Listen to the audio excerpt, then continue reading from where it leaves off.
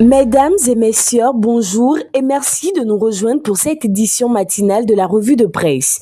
Au sommaire de l'actualité béninoise et togolaise, des initiatives en faveur du développement durable ainsi que des dynamiques régionales en matière de gouvernance, d'emploi et de médiation.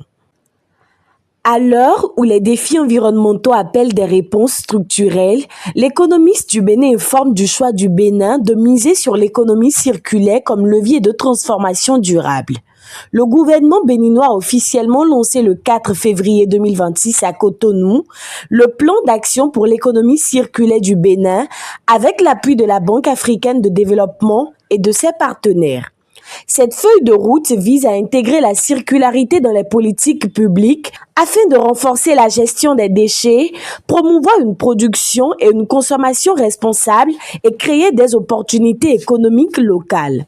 Inscrit dans l'agenda 2030 et l'accord de Paris, le PAEC marque la volonté du Bénin de passer de modèle économique linéaire à un modèle plus résilient et durable. Toujours au Bénin, le quotidien revient sur une initiative en faveur du développement durable et de l'inclusion économique. L'UEMOA et ses partenaires renforcent leur concertation pour lutter contre le chômage des jeunes.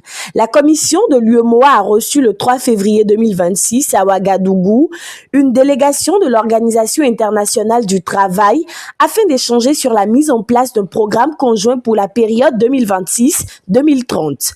Le projet vise à améliorer l'accès des jeunes de 15 à 35 ans à des emplois décents en agissant sur l'employabilité, la productivité des PME et la gouvernance du marché du travail. L'économiste du Bénin souligne également dans le journal la poursuite des investissements publics en faveur des infrastructures marchandes. Réuni en Conseil des ministres le 4 février 2026, le gouvernement béninois a approuvé la mission de maîtrise d'œuvre complète du projet de construction du marché régional de Rouessi à Ekpé dans la commune de Sémekpodji. Inscrite dans le programme national de modernisation des marchés urbains et régionaux, cette infrastructure prévoit la réalisation de rôles, boutiques, magasins, rangas et services connexes avec pour objectif de stimuler l'économie communale et de générer des emplois liés à son exploitation.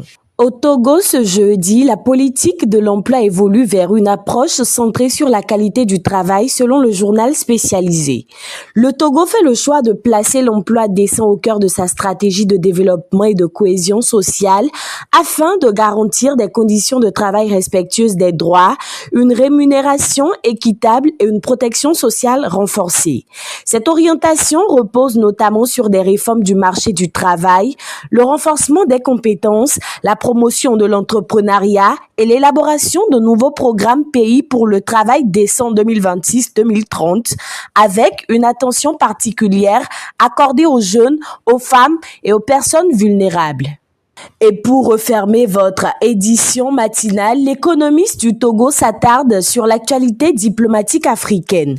Le président du Conseil, Faure Gnassingbé, médiateur désigné de l'Union africaine pour la crise des Grands Lacs, s'est rendu le 3 février 2026 à Entebbe, en Ouganda, dans le cadre de ses consultations régionales.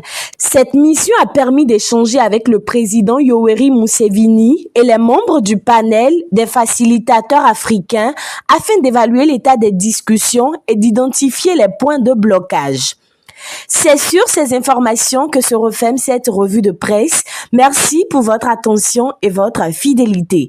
Nous vous souhaitons une excellente journée et vous donnons rendez-vous pour une prochaine édition.